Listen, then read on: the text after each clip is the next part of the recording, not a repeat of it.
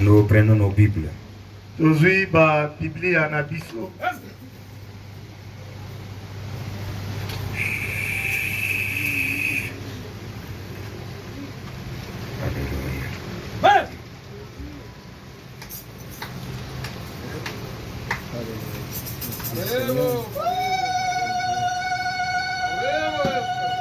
Nous allons prendre le 1er Jean, premier chapitre, verset 12 jusqu'à 14. Tozoa Yohane mokapa libotso. Longo ya zomi na mibali tino na zomi na.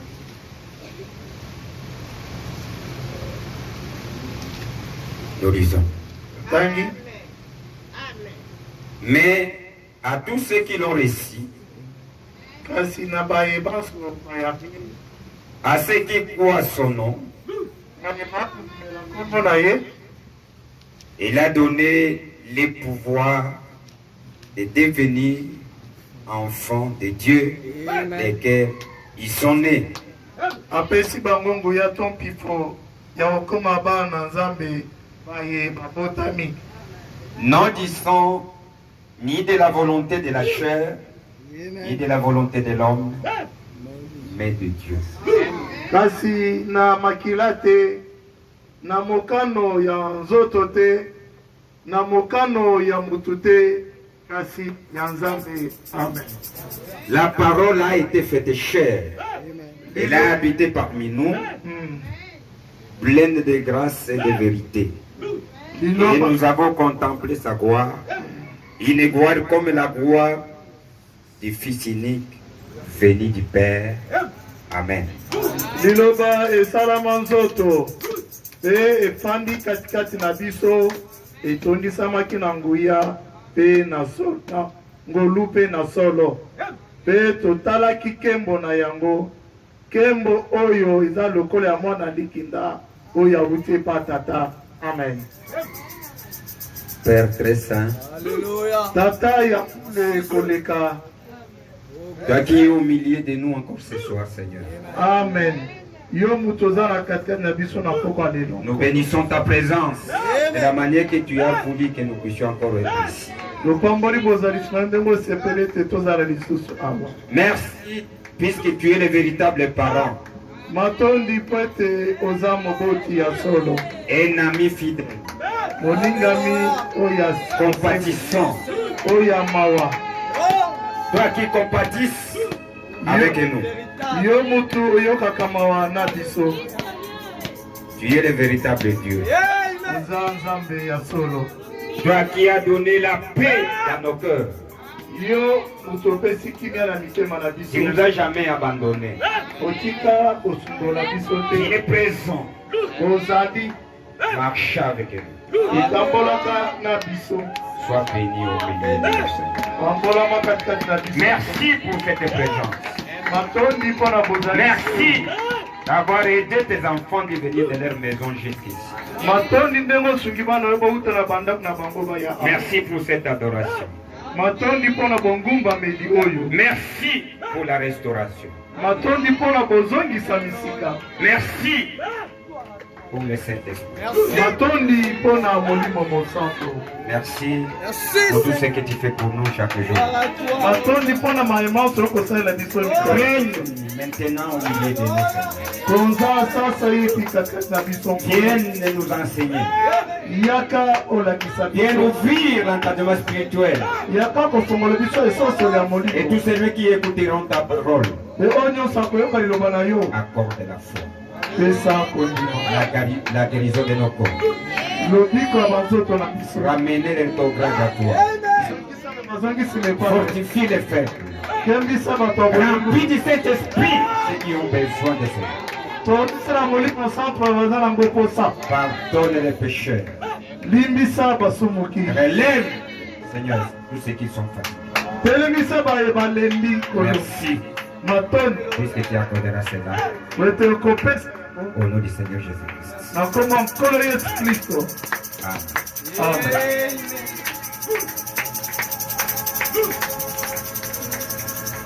2 Corinthiens chapitre 4 verset 18. Mokanda mibale ya ba Korinto mokapamine mulongo zemi na mwambe.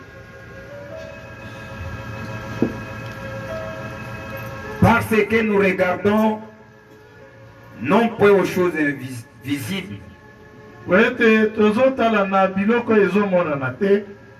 mais à celles qui sont invisibles. Quand les choses visibles sont passagères, et les visibles sont éternelles. Amen.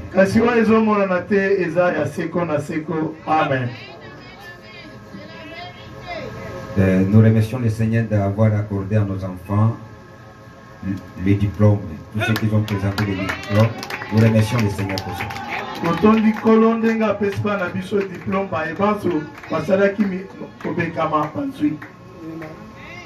Si on peut aussi être content comme ça en recevant le Saint-Esprit, ça peut être parce que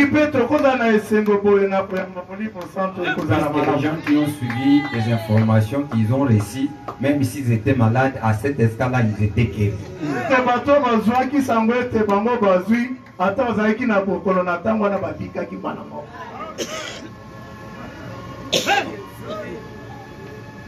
Ayez aussi cette joie. Au moment de cueillir la présence de Dieu dans la maison de Dieu.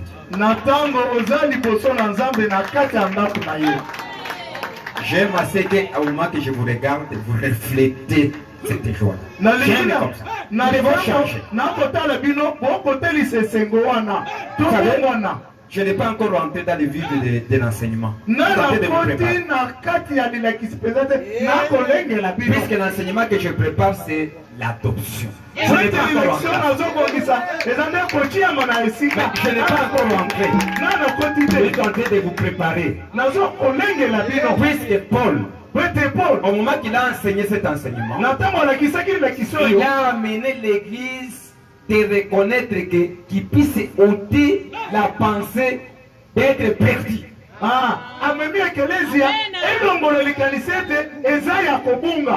Qu'ils peuvent se perdre. Enlevez ça. Dieu ne peut pas vous perdre. De la manière qu'il vous a déjà sauvé, il vous a déjà sauvé, c'est tout. L'état que vous sentez là, c'est un processus, c'est tout. Vous oubliez même vos états. À un temps qui va arriver. De la manière que vous demeurez à écouter la parole. Vous verrez un jour, vous êtes maintenant au-dessus de tout. Demeurez toujours à écouter la parole. Demeurez à écouter la parole chaque jour. Cette parole que vous écoutez là va vous enfranchir. C'est pour cela que vous devez être content à chaque instant. Ne regardez pas vos faiblesses. Ne regardez pas aux obstacles. Mais regardez ce que Dieu est en train de dire. Qu'est-ce que Dieu a déjà fait pour toi? C'est ce qui est important. Il n'a pas besoin de vos péchés. Ça c'est déjà réglé. Il n'a pas besoin de ça. Il n'a pas besoin de ce que vous êtes en train de regarder. Puisqu'il sait que chaque enfant de Dieu, il a placé sa semence à l'intérieur. Il ne peut pas rester avec les péchés. Puisqu'en lui, il est conçu et ne pas rester avec les péchés. Dès que les péchés entrent, il repousse ça. Il demande pardon pour se sentir libre. Il ne peut pas rester être lié. Jamais. Voilà un enfant de Dieu. C'est pour cela, la question du péché, ce n'est plus important de le parler. Puisque ça ne se trouve pas dans l'âme d'un chrétien. Dès que ça arrive, rejeté. Qui a compris? Je vais toucher quelque chose aujourd'hui. Deuxième partie du calvaire. Dans ce pas que l'Église est en train d'entrer dans la perfection. La deuxième partie du calvaire. ya ekuluso ya Calvario. Que Dieu nous bénisse. Amen. Je vais toucher ça. Je vous prépare seulement. Puisqu'il y a un enseignement, d'ici là, nous allons commencer. Nous allons entrer à profondeur. Nous ne pouvons pas enseigner de l'adoption. Si vous ne vous connaissez pas. C'est l'enseignement qui vient pour vous placer. Échapper, s'approprier de sa montagne. Maintenant, si vous ne vous connaissez pas, comment vous allez découvrir votre montagne? Alors que tu es encore attaché par des pensées. De la chair. Il y a des gens ici, ils ont commis des erreurs, des fautes. Ils sont encore au niveau d'avoir honte d'aller voir son pasteur. Alors qu'il a tombé à terre avec une femme. Mais il a honte. Mais je vous dis, moi, je vous connais. Je connais tous les gens ici. Comme je suis le représentant de Christ devant vous. Comme je présente Christ devant vous. Pour vous amener quelque part. Tout ce que vous faites. Puisque Dieu vous aime. Il me révèle. Pourquoi? Puisqu'il vous a aimé. Il vous a placé ici pour que nous puissions aller ensemble. Dans ce voyage ici. Il y a des gens qui sont tombés, je connais. Dieu m'avait montré, regardez tel. Même s'il est tenté de faire ça, même s'il prie, il essaie d'étouffer. Il parle, il demande pardon. Mais quand il veut parler avec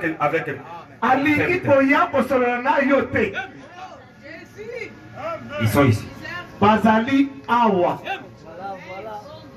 Tu n'auras pas la paix. C'est le Saint-Esprit qui va donner la paix. Sans cela, c'est difficile. Ayez le courage. Tout ce que tu as fait, je suis là pour vous. N'ayez pas honte. Qui était dans ce cas-là. Reconnaissez que je suis ici pour vous. Je suis prêt pour vous écouter. Pour vous accompagner. Satan n'a pas eu honte d'aller affronter Jésus. Il n'aura pas honte de vous affronter. Tu peux penser on m'appelle Paka, on m'appelle Songolo, on m'appelle Songolo, on m'appelle comme ça, je ne peux pas aller. Tu te trompes. Les tours de contrôle que Dieu a placé dans ton cœur, ne te laissez-la pas. On a la paix quand tu n'arrives pas. Oyo nzamba chena motema na yo kosenzela yo ekotika yo na kimia te soki okomi te kokutana to kotubela. Moi je crois que vous êtes un enfant de Dieu. Puisque la Bible dit, il dit ceci. Il veut bien. La Bible dit ceci. C'est la Bible qui dit ce n'est pas moi. C'est celui qui vous a appelé. Il dit ceci.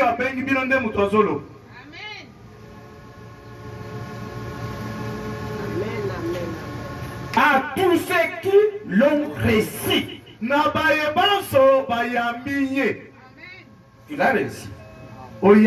Ça, ce n'est pas une histoire. Non. C'est une réalité. Je vous dis la vérité, mes frères.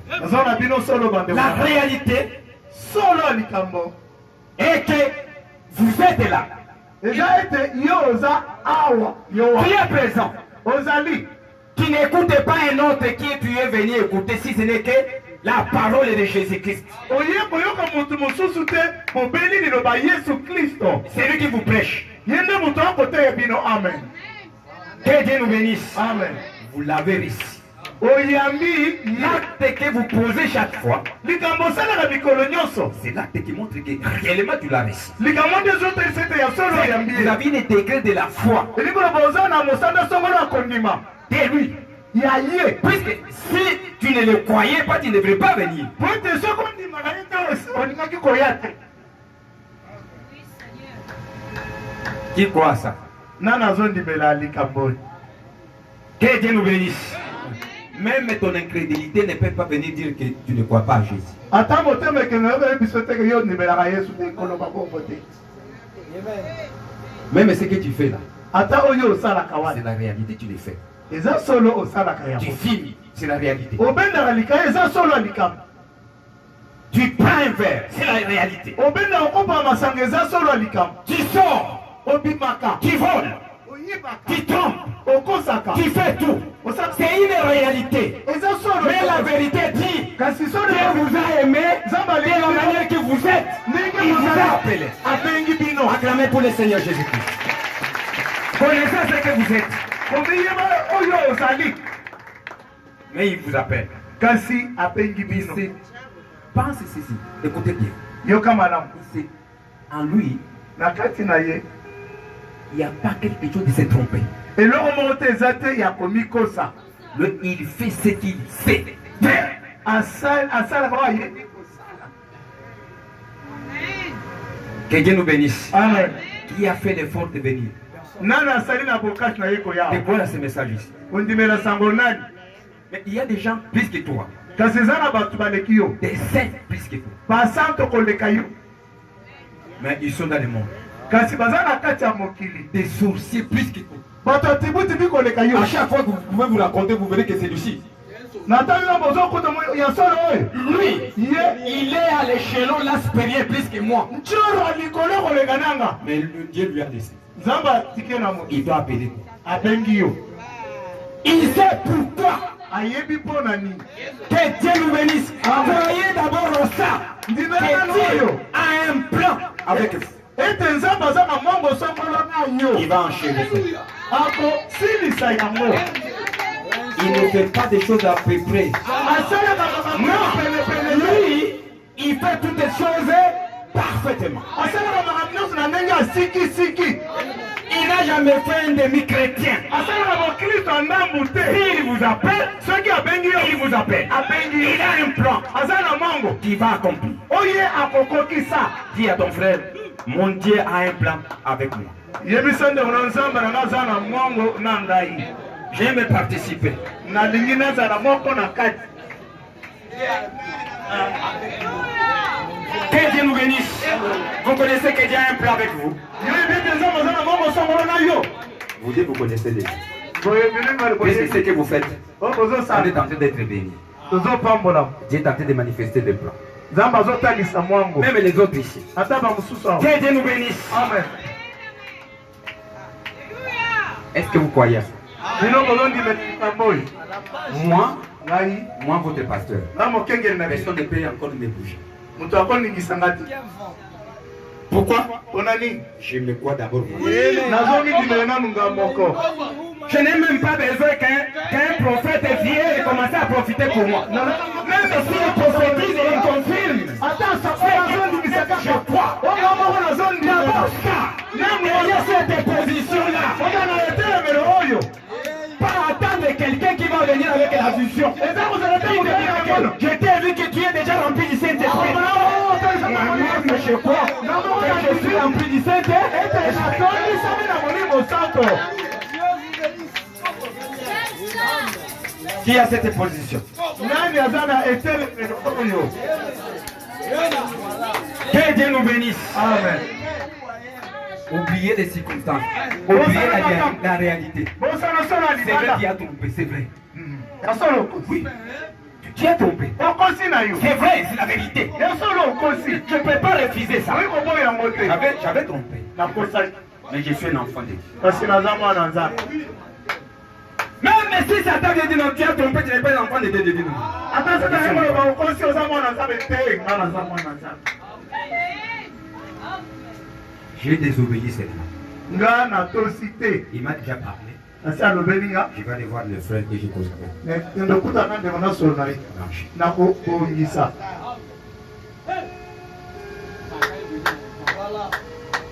À tous ceux qui l'ont réussi, à ceux qui croient à son nom. Vous croyez quel est le nom ici? Même si vous dormez. S'il y a une attaque, la première chose qui arrive dans les pensées, c'est Jésus. C'est Jésus. Ce n'est pas ça. Puisque c'est l'honneur des gens ancrés. Vous croyez à ça. Que Satan ne vous trompe pas. Nous sommes des croyants de Jésus. Puisque nous avons la révélation de son nom. Amen. Nous avons la révélation des grands Jéhovah là.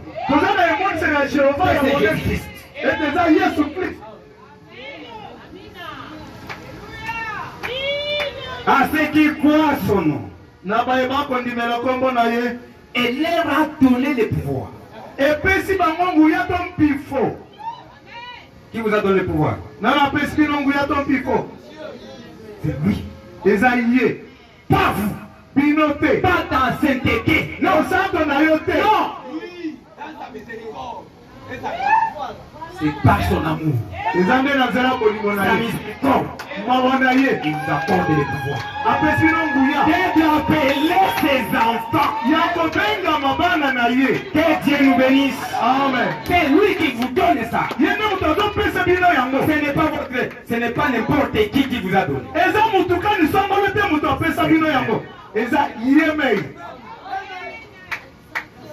Il vous donne. C'est la manière que tu es. Puisqu'il sait que dans une famille, il y a des différentes habitudes des enfants. Il y a des gens qui parlent de tout. Il y a d'autres qui sont calmes. Il y a d'autres des bavards. Il y a des fois, il touche déjà quelqu'un. Il a déjà tapé quelqu'un. Mais il ne sera pas ton enfant. Hein? Répondez, on est. J'aime à ce que dès que je vous regarde sur vos visages, je vois l'huile qui coule là.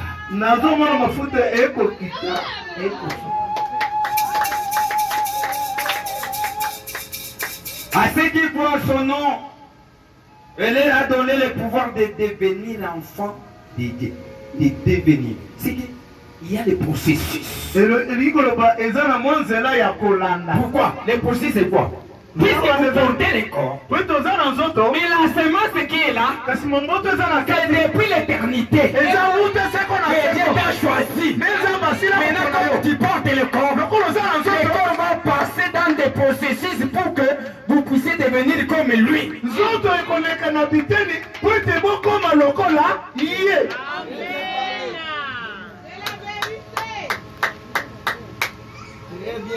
Que Dieu nous bénisse. Amen. De la même manière que les enfants se trouvent dans nos maisons. Il y a des fois, l'enfant qui a été né aujourd'hui est différent de celui qui a déjà fait 5 ans. Mais tous ce sont des enfants.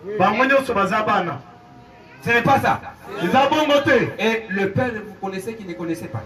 Il connaît que cet enfant, et la manière qu'il tentait de faire, il est encore un bébé. Et l'autre, il a causé un retard. Un problème. C'est qu'il a un problème dans sa croissance. Mais il va chercher les aliments pour que cela puisse se déclencher en lui. Il va continuer à lui donner des vitamines pour qu'il y ait la croissance. Il sait à quand que cet enfant-là va changer sa vie, va changer sa manière. C'est un enfant. Amen. Que Dieu nous bénisse. Amen. Est-ce que vous avez compris? Je ne saurais pas avancer. Vous savez, l'état que nous vivons, ce n'est pas un tas de distraction. Non, non. C'est le temps que nous allons arriver maintenant à chacun qui puisse montrer sa couleur. C'est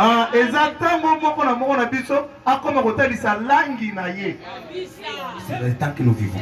C'est là que je suis en train de vous amener. Et chacun, je vais faire tout avec la grâce du Saint-Esprit. Que chacun reflète sa couleur. Que Dieu nous bénisse, puisque c'est le temps. Nous ne sommes pas dans la distraction encore. Laissons ça. De continuer dans une seule montagne. Non. Nous allons avancer.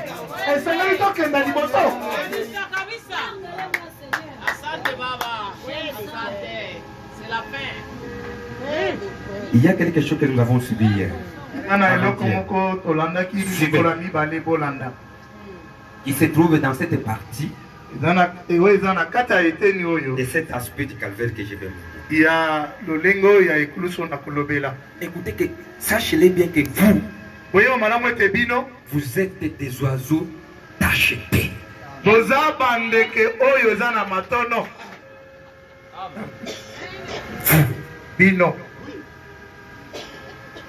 Si je dis vous, je dis de cette église mystique. Cette église née de nouveau. Ces hommes qui ont déjà l'expérience de la nouvelle naissance, remplis du Saint-Esprit. Qui sont remplis du Saint-Esprit. Si tu n'as pas ça, venez, je vais prier pour que Dieu puisse vous donner. Le prophète dit, je peux vous amener seulement à recevoir pour le recevoir. Il ne sera pas assuré si tu n'as pas encore le Saint-Esprit. Tu n'es pas encore croyant. C'est que l'affaire que je parle ici, ça ne me concerne pas. C'est lui qui n'est pas le Saint-Esprit. Je ne peux pas le dire sur lui que tu n'as pas de péché. Non.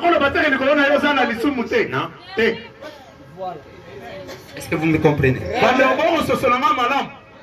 Je parle des gens qui ont le Saint-Esprit que si Dieu les regarde, même s'il a commis une erreur, Dieu ne voit pas cette erreur-là, il voit les sacrifices.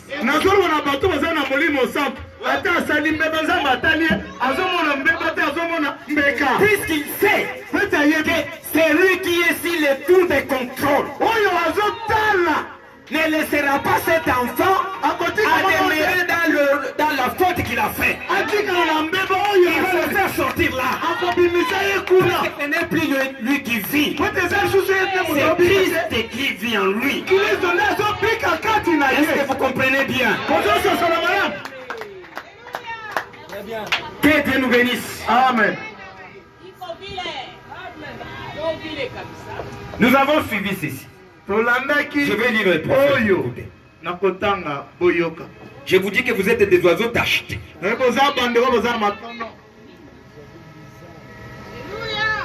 Une église mystique de Jésus-Christ. Des maisons de Dieu. Ces gens-là, les chefs, c'est Christ lui-même. Que Dieu nous bénisse. Amen. Notre roi, c'est Jésus lui-même. Notre ami fidèle. Il ne doit jamais abandonner. Il est toujours avec nous. Partout nous allons. Même de la manière que vous écoutez la parole. Tentez d'écouter la parole avec toi. Et tentez d'acclamer la parole avec toi. Puisqu'il est à toi. Notre ami fidèle. Il est là pour c'est lui qui est tenté d'amener la joie. Amen. En toi.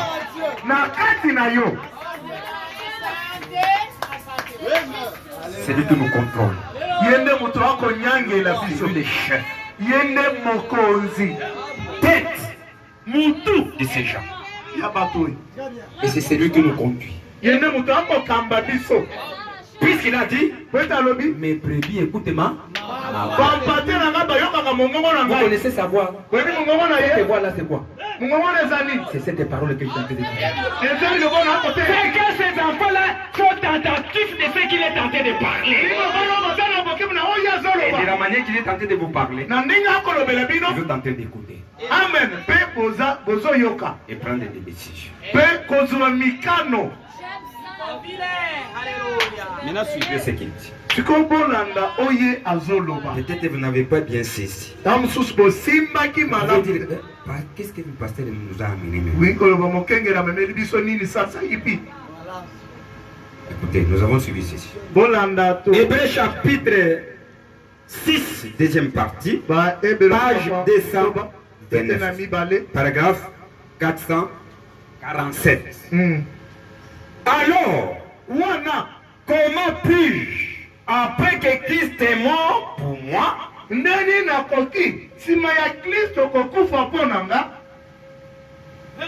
vous ai déjà tenté de vous parler de deuxième partie de l'aspect du calvaire. Deuxième aspect du calvaire. Alors, comment puis-je, après que Christ est mort pour moi,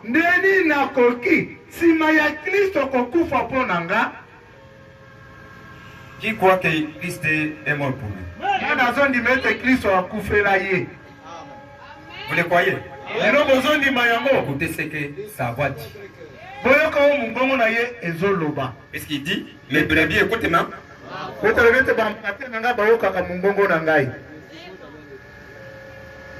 Comment puis-je, après que Christ est mort pour moi, et que je suis devenu sa justice à cause de sa grâce et son amour pour moi,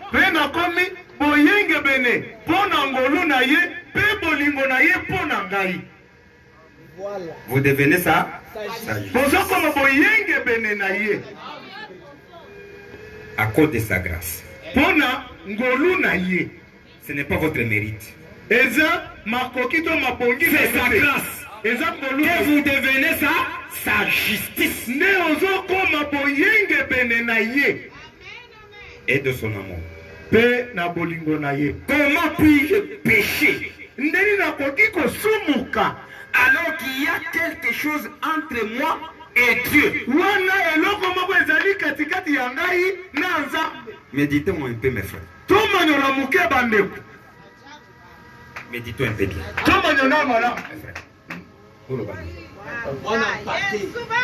Comment moi je peux pécher? Moi je crois que Jésus a quitté les corridors du ciel. Il vient. Il dit, je suis venu pour vous sauver. Je vais mourir à ta place. Je sais que tu es un homme pécheur. Tu es né dans les péchés. Je sais le sang qui coule dans tes veines provient des parents pécheurs. Je suis ici. Je suis constitué de deux sexes. Mâle et femelle. Des caractères que j'ai. Je porte les caractères de mon père et les caractères de ma mère. Pas l'esprit, mais les corps. Je ne peux pas échapper. Puisque je peux refléter certains caractères de mon père. C'est pour cela que nous devons tirer attention. Ça, nous allons causer. Ce sont des choses qu'on va parler avec les jeunes qui sont en train de se préparer à se marier. C'est pour cela que si une honte à un garçon, à un enfant, ou à une fille, de commencer déjà à connaître les femmes avant le mariage. C'est une malédiction. Pourquoi? Tu commences à contracter déjà des choses qui va briser même ta génération. Il faut mettre ça de côté loin.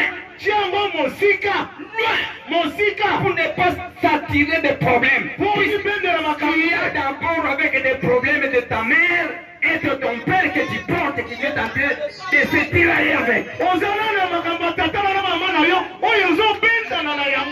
comment tu vas aller prendre une autre famille et mettre dans ton corps? La c'est une échange des énergies. Vous transmettez quelque chose et vous recevez quelque chose. Il faut tirer attention. Que Dieu nous bénisse. Vous devez avoir, vous devez faire même des vœux. Je les touche. Et ce n'est pas voilà le vœu. Un engagement. Des engagements solennels. Pour ne pas mettre des barrières dans ton voyage. Si vous avez déjà osé à ça, ajoutez à ça. Mais vite, je vais prier pour toi. Et pour enlever ça. Vite, par la prière. Et il y a beaucoup de sorciers qui utilisent cette voie-là. Pour faire tomber des ministres de Dieu. Pour enlever quelque chose qui est à l'intérieur de cet homme de Dieu.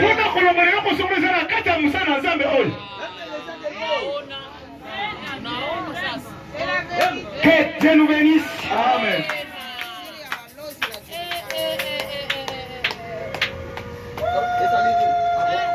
Comment puis-je pécher?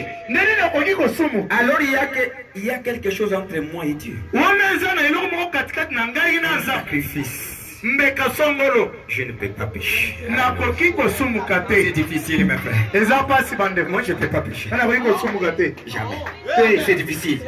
Puis c'est péché, c'est l'incrédulité. Que Dieu nous bénisse. Amen. Voilà. Que Dieu nous bénisse.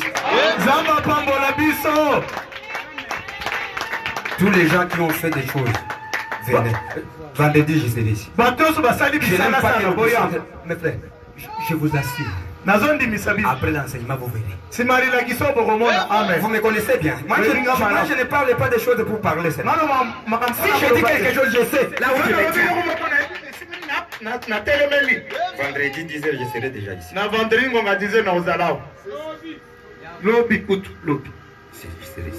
Priez pour moi pour que Dieu puisse me donner la force.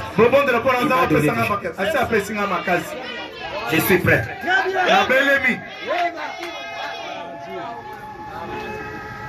Venez. J'avais vu des gens.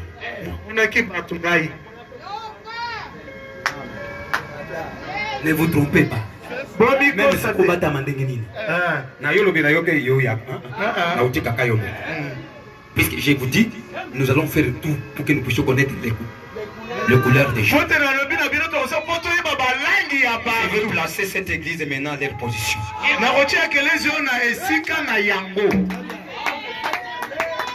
Que Dieu nous bénisse. Amen.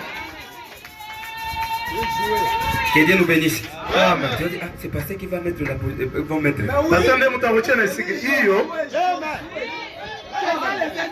Voilà.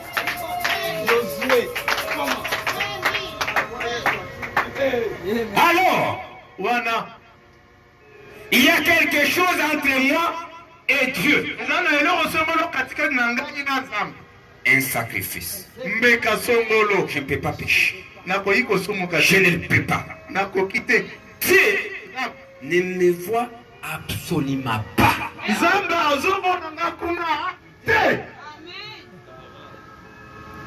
Que Dieu nous bénisse, mes frères. Amen. Il a compris. Nani asosoli. Nous allons voir les exécuter. Pourquoi ils ne me voient pas?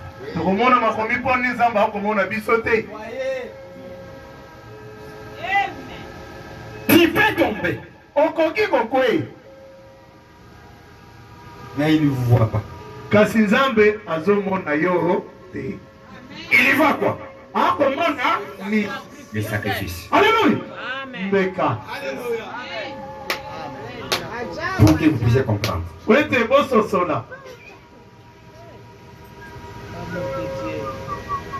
Tu as fait quelque chose qui a la contre de la parole. Qu'est-ce que vous sentez? Il y a des gens même qui si vous le voyez, vous verrez même la sueur commencer à... Ça dépend des niveaux des gens. Il n'aura même pas de force. Il n'en aura pas. Vous savez pourquoi? Parce que dès que la sainteté regarde, le sacrifice qui est entre toi et la sainteté de Dieu ne peut pas vous laisser tranquille. Puisque la nature qui est là, c'est la nature de cette sainteté-là. Maintenant, le corps qui est le voile qui cache tes yeux à avoir Dieu. Est en train de vous attirer. Écoutez-moi. Pourquoi tu fais ça? Puisque peut-être ton père l'a fait. Peut-être ta mère a fait ça. Maintenant, il y a un temps. Tu es en train de se bousculer avec ses habitudes là des parents. Jusqu'à ce que Dieu puisse vous ôter de là. C'est pour cela que vous venez écouter la parole chaque fois. C'est la parole qui va vous affranchir de tout cela. Qui a bien compris? Est-ce qu'il y a raison de se cacher? Ne vous cachez pas. Juste en train de vous dire en tant qu'un père, ne vous cachez pas. Si vous voulez prospérer, mes frères, ne vous cachez pas. Et ne vous trompez pas que si je viens chez le pasteur, il va me voir que non, je ne mérite pas. Je ne te verrai pas comme ça. Est-ce que vous me suivez bien, mes frères? Ne vous trompez pas. Tu as fait quelque chose de mal. Tu te caches. Disant que non. Ce qui n'a pas pasteur, ce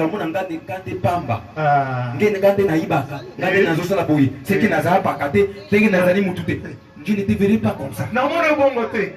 Vous savez, le prophète dit ceci. Quel type de gens qui vont amener les réveils? Ce sont des gens qui ont reçu la formation. Alléluia! Les gens qui ont eu l'expérience avec Dieu. Les gens qui connaissent Dieu. Que Dieu nous bénisse. Quelqu'un qui a la formation de Dieu, il sait que Dieu amène ses enfants dans des étapes. Il y a des fois il peut tomber. Il y a des fois il peut te laisser dans la main d'un Jézabel. Que Dieu nous bénisse. Amen. Ça ne peut pas me troubler. Cela ne peut pas me troubler. Non. Amen. Que Dieu nous bénisse. Amen. Si je dis ça, alors que j'avais déjà dit à papa que je ne suis pas dans cette situation. J'ai refusé. Il va me voir comment? Je vais comprendre. À ce temps-là, ce n'était pas le temps de Dieu. C'est maintenant que tu viens dénoncer, c'est maintenant le temps de Dieu. Je vais t'écouter. Que Dieu nous bénisse. Amen. Puisque Dieu m'a déjà préparé des gens, il m'a équipé pour que je puisse vous conduire. Que Dieu nous bénisse. Amen.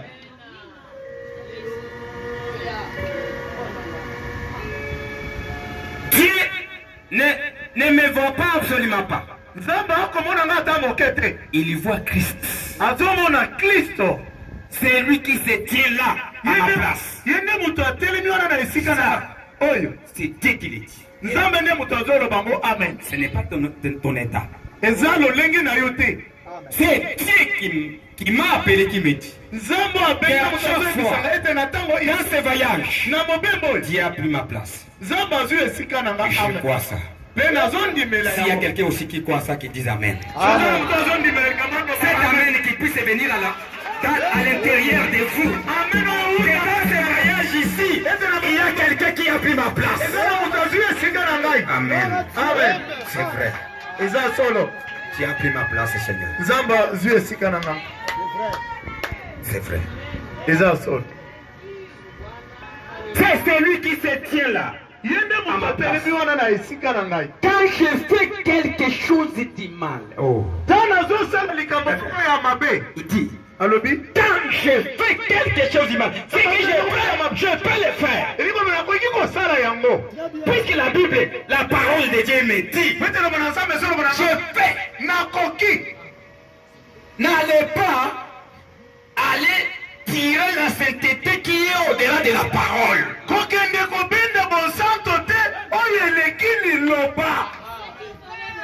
Tu seras le saint de sainteté, de la sainteté. Tu vas te créer une autre façon d'être. Et ça sera maintenant difficile à venir demander pardon.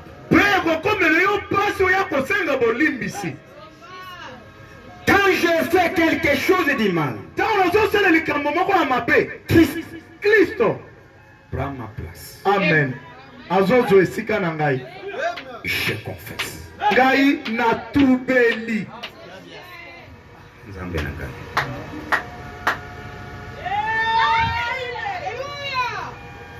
Voilà. Qui a médité avec moi aussi, comme j'ai médité? C'est lui qui a médité comme j'ai médité. Je vais répéter. c'est lui qui a pris ma place. Si je fais quelque chose de mal, lui directement, Il prend ma place. la place qu'il va prendre là, est de te repousser à aller demander pardon. Mes frères, mes sœurs, je vous dis, le ciel ici, que nous prêchons, c'est une réalité. Et nous allons y entrer. Il ne peut pas nous empêcher. Puisque Jésus a déjà failli la voie. Il a coupé le voile. Il m'a séparé. Et cette communion avec lui. Il a pris notre place. Amen. Que Dieu nous bénisse, mes frères. Si vous allez manquer le Saint-Esprit, c'est vous-même. C'est la promesse. C'est un gage. Vous savez, il a même juré. Jamais.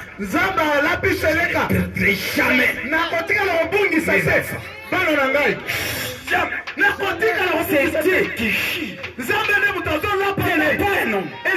Mais quelqu'un qui nous a créés, quelqu'un qui connaît comment il nous a formés, c'est celui qui a chié. Jamais. Je ne perdrai aucun. Acclamez pour le Seigneur Jésus. Amen. Amen. Oh Seigneur Jésus. Oh, sois béni, Seigneur.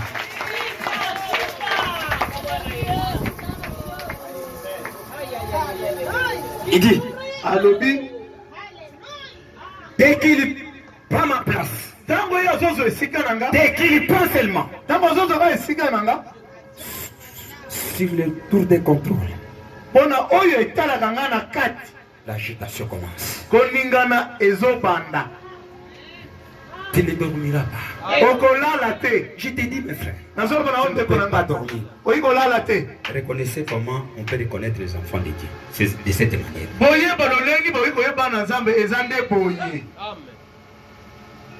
Tu ne peux pas avoir la paix jusqu'à ce que tu confesses.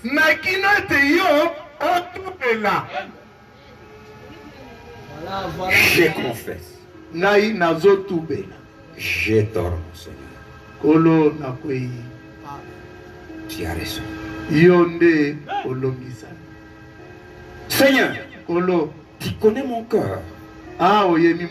Tu sais, je suis sincère ou pas.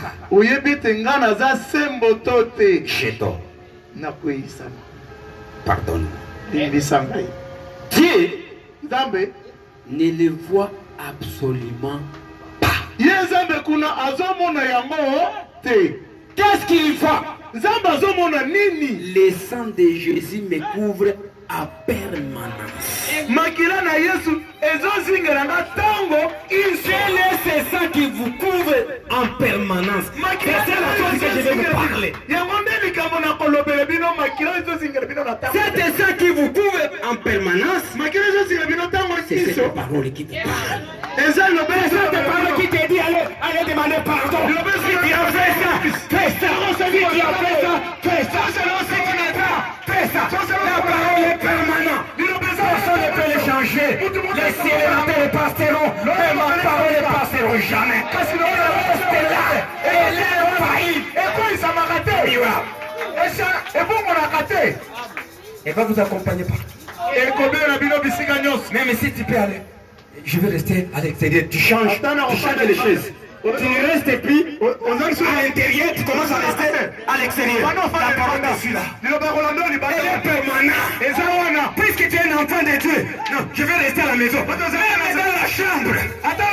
Dès que tu ouvres la télévision, il y a quelqu'un qui va chanter là-bas. Vous allez écouter Héritier chanter.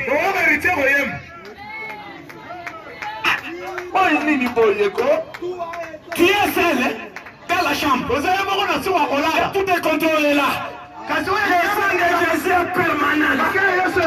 Puisque tu es un enfant de Dieu, tu prends le téléphone pour un peu barrer.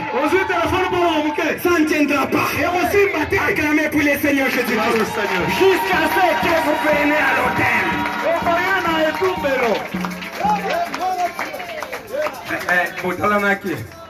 Il vous a quel loco botalana qui n'a monaki. Le Saint-Esprit de talana de batalana. Voilà. Vous êtes sous le contrôle du Saint-Esprit. Vous êtes sous le contrôle du Saint-Esprit. Saint-Esprit est en train de vous contrôler. Puisqu'il vous a aimé. C'est l'amour de Dieu.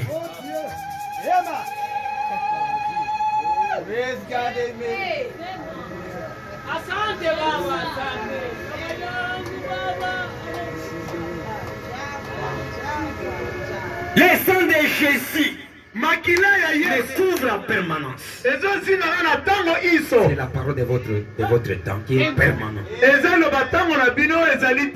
C'est pour cela. Vous savez, dans les anciens temps, nous avons suivi que tout ce qui s'est passé là, c'était au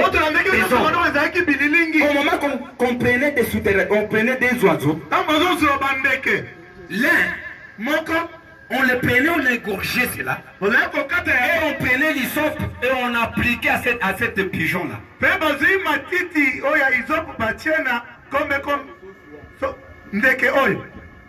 On l'applique. Maintenant on amène cet oiseau dans un champ. Dès qu'on arrive dans un champ, maintenant on fait quoi? On lâche les pigeons avec des taches. Avec des taches. Et s'ils volent avec les taches, est en train de partir. Dans les anciens temps, qui montre qu'il a amené des péchés. Alléluia. Cet oiseau-là, c'est vous l'église. Vous êtes en train de marcher avec les sangs de Jésus-Christ. Les sangs de Jésus-Christ, c'est la parole.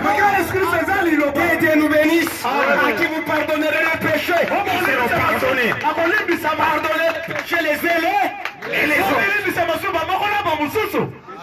Vous serez guéris. Que Dieu nous bénisse, mes frères. Amen. Qui comprennent? Frère, je vois que les choses ne tiennent pas. C'est toi-même. Mes frères, même les bénédictions, même l'argent que vous cherchez, même l'emploi, et si. Je vous dis tout. De la manière qu'on est en train de prier, le diplôme vienne, le mariage vienne, la guérison vienne, même l'argent, même du travail, ici. C'est toi qui es en train de bloquer ça.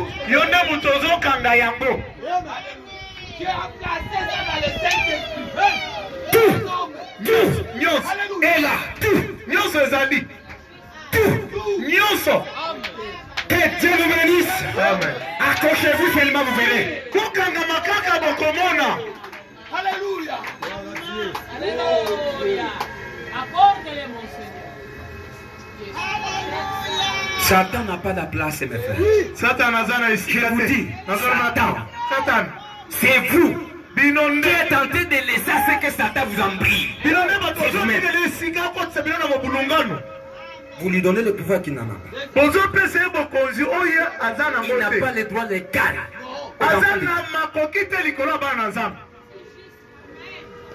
Les sangs de Jésus me couvrent en permanence. Alors, comment peut-il me voir?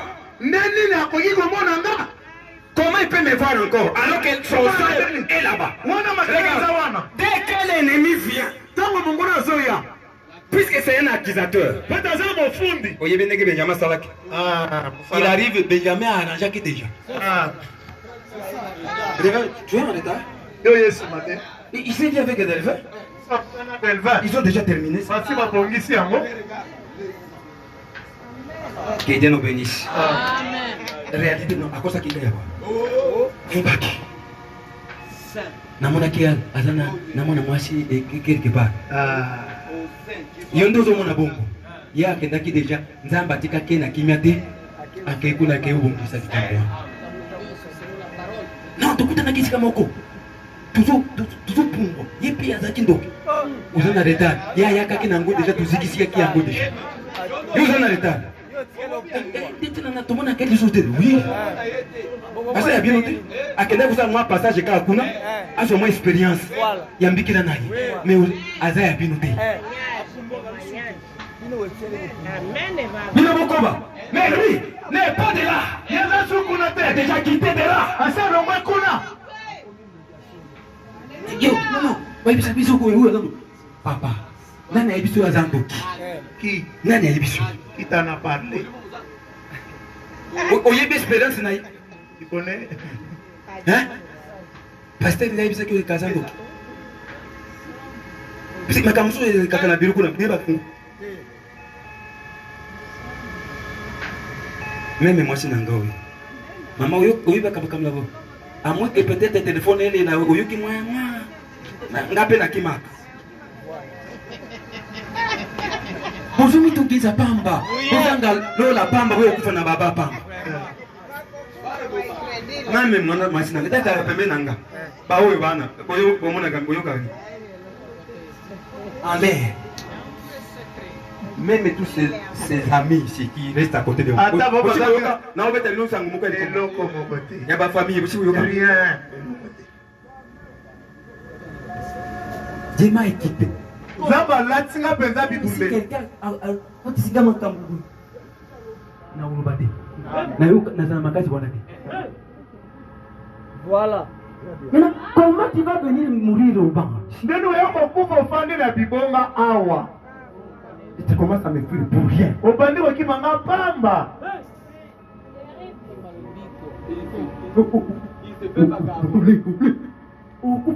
On joue malade de pamba. Attention, ils ont dit si vous résistez, pourquoi dire dès qu'ils vous avertissent, vous résistez. Moi c'est vrai. Domeni on a baissé. À côté misayo po à côté misayo. Et là je vais prêcher. Si je sens je prêche ou je dis non, je vais prêcher. Allez, prêchez là. Allez, Théo Kuna. Théo.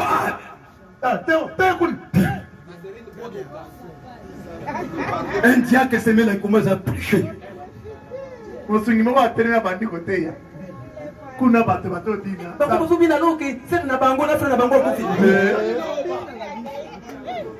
Yébi ko kisa. Yuli.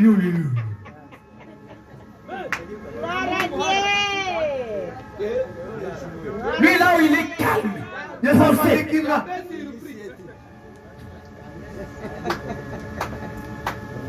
N'écoutez pas vos vies.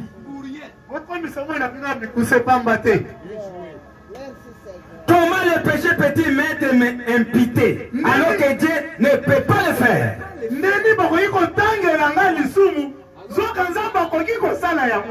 Dès que je l'ai fait, c'est pardonné. Dès que je l'ai fait, c'est pardonné. C'est pardonné comment? Puisque confesser. Dès que tu confesses, cela est pardonné. Prends ça, il le jette dans la main de l'autre.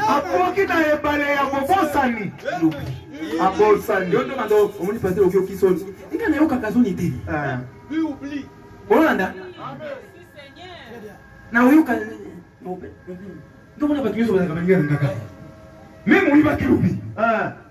Puisque je sais, tu peux arriver à faire ça. C'est possible.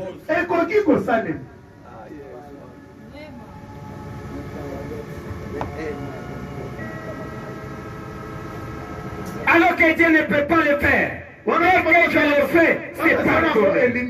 C'est vrai. C'est vrai, mes frères. Les salis, ce n'est pas pour nous. Les salis, ce n'est pas pour nous. Les salis, c'est pour celui qui nous a appelés. C'est lui qui nous a donné ces salis par grâce. Puisque c'est celui, les salis. Il nous a donné seulement. Écoutez ce que les prophètes disent. Page 255. J'ai tenté de vous préparer pour l'enseignement que nous allons suivre. Pour que vous enleviez en vous que Dieu vous préparerait un jour. Vous êtes des enfants de Dieu.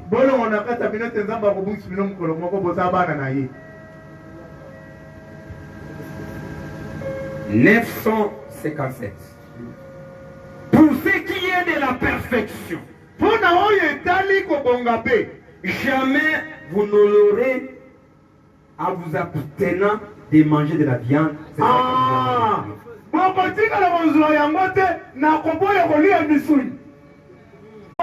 En perfectionnant les corps.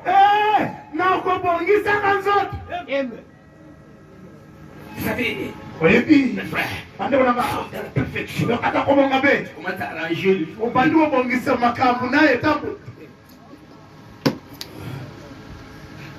déjà dans la perfection. Benga au sango. Des péchés. Les péchés pas dit dans la perfection. Ne me dérangez pas. Oh, via Bandana Monastère. Ce n'est pas se perfectionner les corps. Ou d'avoir arrêté ceci et faire ceci. Je laisse à boire, je laisse à faire ça. Ça, c'est la loi. Hey. Oh. À faire ceci, faire ça et ça. C'est la loi. Ça n'amène jamais quelqu'un à la perfection. C'est dans la caméra côté. Comme tout la conne au bout. Vous voyez comme on a l'objet. Perfection, c'est allé. Pour bon garder. Et ça, il micro. Pourquoi ça ne commence pas à un micro? Vous voyez bien? Vous voyez bien? À quoi vous jouez? Moi, ça, dans la négative, à quoi ça dit? Après, ok, vous y avez l'autre côté. Kobongabé, ils ont côté comme ça. Ah, c'est pas ça. Ils ont non. Et comment on dit c'est pour n'aimer? C'est pas ça. C'est pas ça. Eh.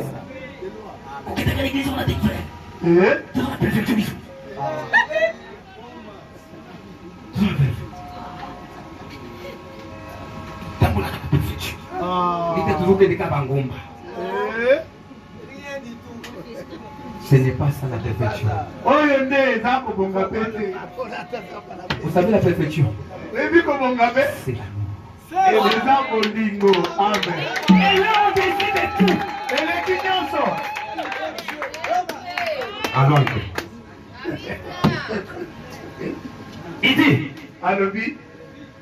La perfection n'est pas se perfectionnant des corps, devoir arrêter ceci, faire ceci, faire ceci, faire ceci, ça. Ça c'est la loi.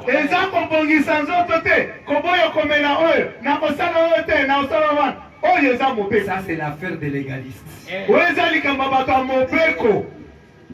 Nous ne croyons pas aux formes légalistes d'Isali.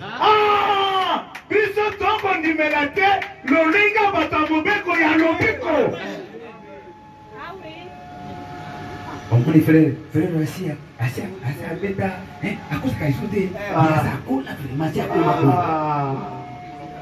légaliste.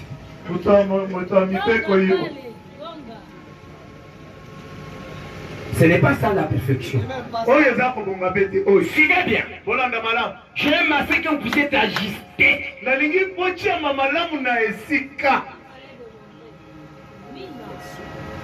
Nous croyons que c'est par la grâce que nous sommes sauvés.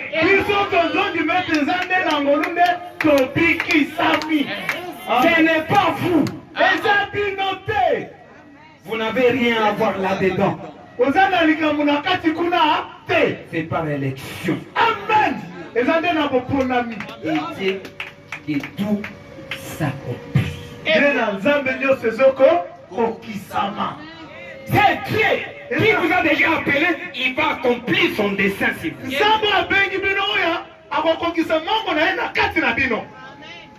Nul ne peut venir à moi si mon Père ne l'attire premièrement. C'est vrai. Tout ce que Jésus est venu faire, il est venu chercher ce que le Père avait connu d'avance.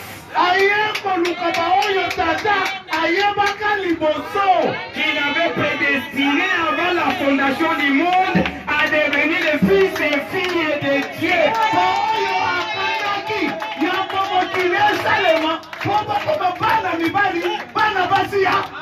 C'est pour cela qu'il vous a dit, pour celui qui croit en moi. C'est lui qui est venu en moi. Dieu lui a donné le pouvoir de devenir enfant de Dieu. Puisque Dieu t'a prédestiné comme ça. Merci Seigneur. Amen. Merci, merci papa, merci. Avant la fondation du monde, à devenir fils et fille de Dieu. Amen. Amen. Cela ne dépend ni de celui qui court, ni de celui qui veut, mais de Dieu qui fait miséricorde. Amen. C'est Dieu qui accomplit tout. Amen. Vous ne pouvez pas vous vanter. Non. Vous n'avez pas fait une seule chose. C'est Dieu, par sa grâce, il vous a sauvé. Vous ne l'avez pas fait vous-même. Si vous faites quelque chose, vous avez lié de vous vanter. Mais vous n'avez pas lié de vous vanter. Et toutes les louanges lui reviennent. C'est lui. Il vous a donné cette espérance-ci. Il a juré par les serments qu'il est possible que ses enfants soient un jour perdus.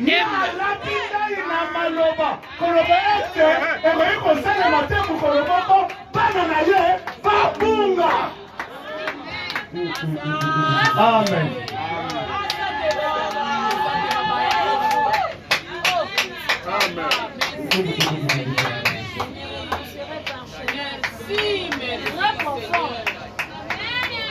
Mais si tu fais quelque chose de mal, écoutez ce qu'il dit. Par contre, ils reçoivent des corrections pour avoir fait le mal. Vous moissonnez ce que vous avez semé. Vous la recevrez. Vous la recevrez. Maintenant, n'allez pas croire que vous pouvez pécher et vous en tirez comme ça.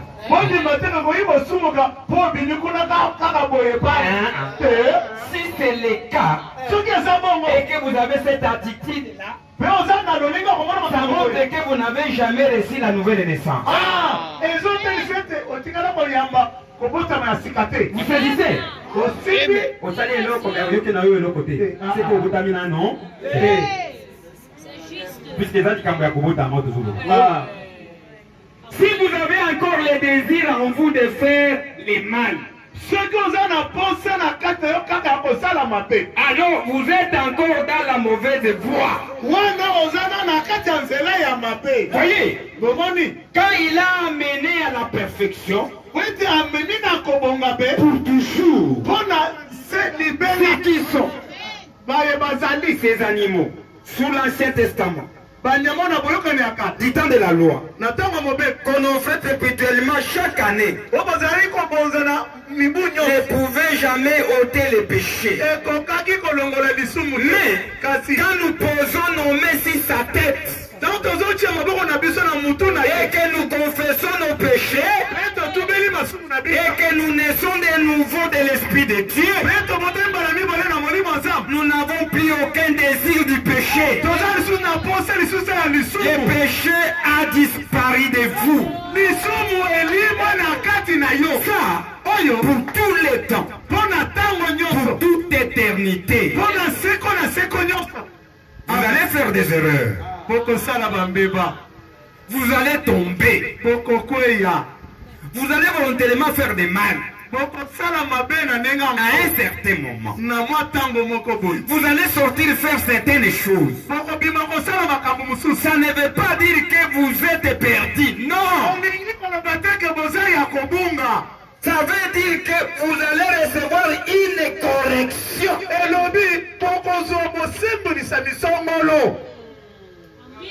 Qui a compris? Ça vous a ajouté quelque chose?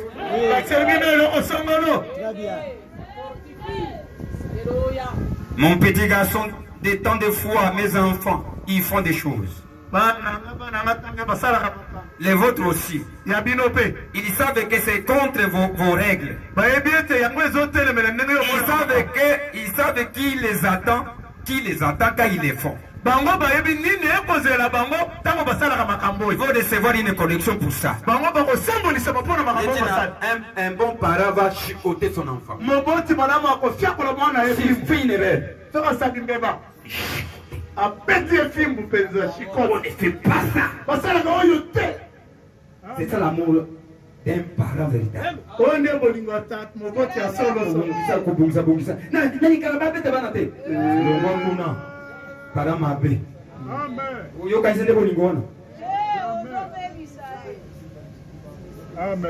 Parfois, il est bon. Mais c'est toujours votre enfant. Bien sûr. Mais il est impossible que cet homme soit de nouveau perdu. Une fois qu'il est né de la vie éternelle, il ne peut pas se perdre. Dieu ne donne pas pour prendre en fuite.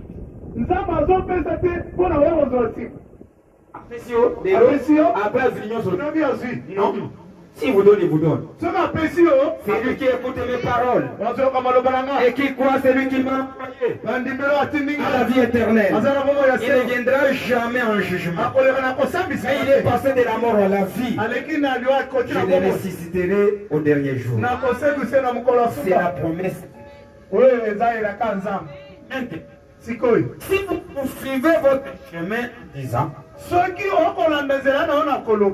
eh bien, tout ce que je veux. Je fais tout ce que je veux. Mais si vous êtes vous ne pouvez pas faire ce qui est mal. La vie même qui est en vous. Amen. Vous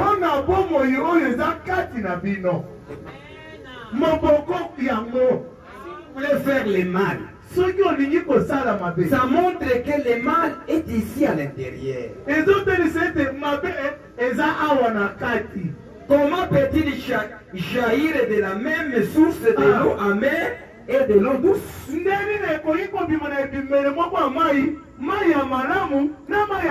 pour cela que je vous ai dit, il y a des fois, les choses que vous ressentez, peut-être ce sont des effets que vos parents ont fait. C'est ce que vous êtes en train de s'attirer avec.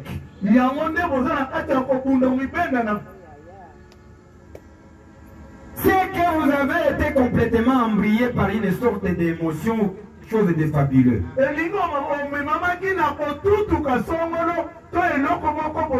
Et une autre sensation. Oubliez ça. Retournez à l'hôtel et dites: oh Dieu, débarrasse-moi de mon ancienne vie du péché. Moi, dans les temps où je dois être, pour que tous mes désirs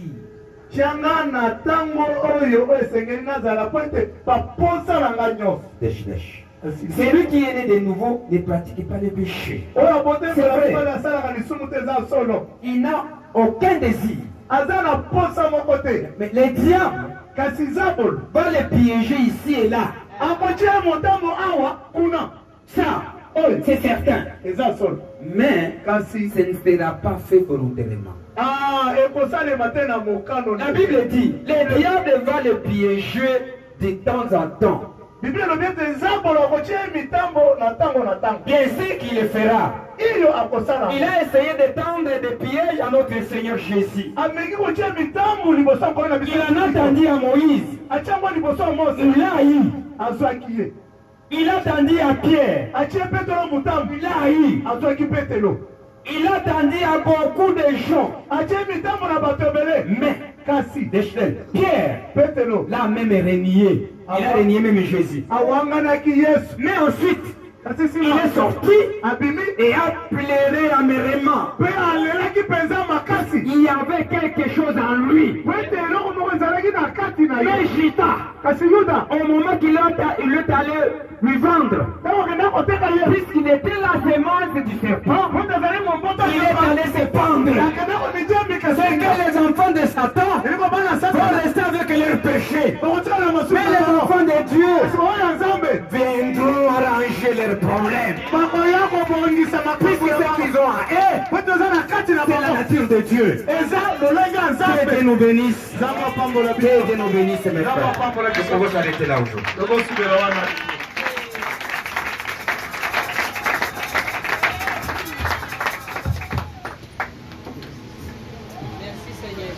Donnez-nous un cantique.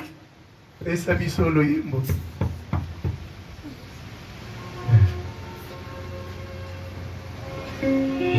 suis tien, c'est je saisis.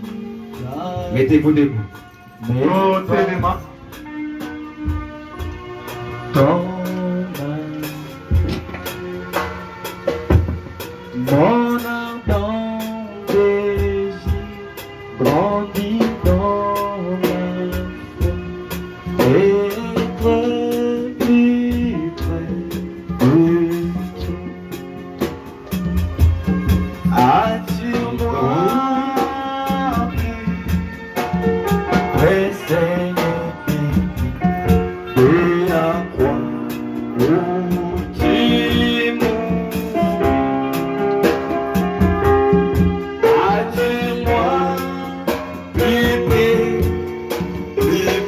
Seigneur de ton précieux flanc, Seigneur. Relevez vos têtes, levez prière. Père Céleste, tu as voulu que cette église puisse être bien préparée. À travers ta parole. Puisque tu as mis dans mon cœur un enseignement sur l'adoption. Je crois qu'au milieu de nous ici, il y a des enfants. puisque personne n'a été attiré par Satan.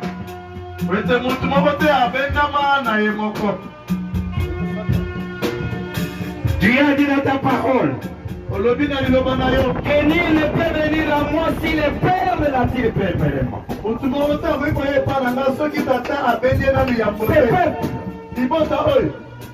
C'est le fruit de la voix du 7e ange. Ils t'ont écouté. En parlant de ta parole, poussé par le Saint-Esprit, j'ai dit, s'il y a des gens à qui le cœur est dans le trouble avec toi, ils sont en train d'être tourmentés par les actes qu'ils ont posés. Je l'ai dit ici, Seigneur, que demain, je serai ici 10 heures pour que chacun vienne arranger sa vie. Un jour, tu avais dit à Josué que prépare le peuple. Après 3 jours, nous allons traverser les Jourdains. Et Josué avait préparé les peuples. Ici aussi, ce que tu es en train de préparer, c'est cette église. Tout celui, Seigneur, à qui tu connais qu'il a quelque chose dans son cœur, un péché non confessé. Dès maintenant, fais à ce qu'il puisse manquer la paix. Jusqu'à ce qu'ils viennent arranger cela, Seigneur. Nous ne voulons pas laisser nos bien-aimés derrière, nous voulons tous avancer dans les mêmes pas de la sainteté.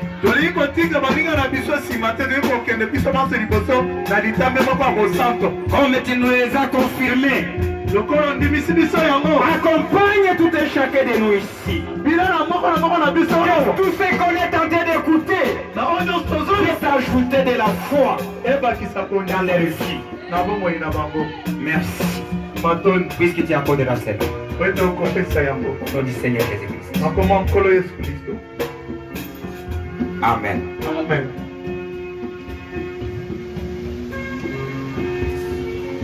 Frère Théo, venez.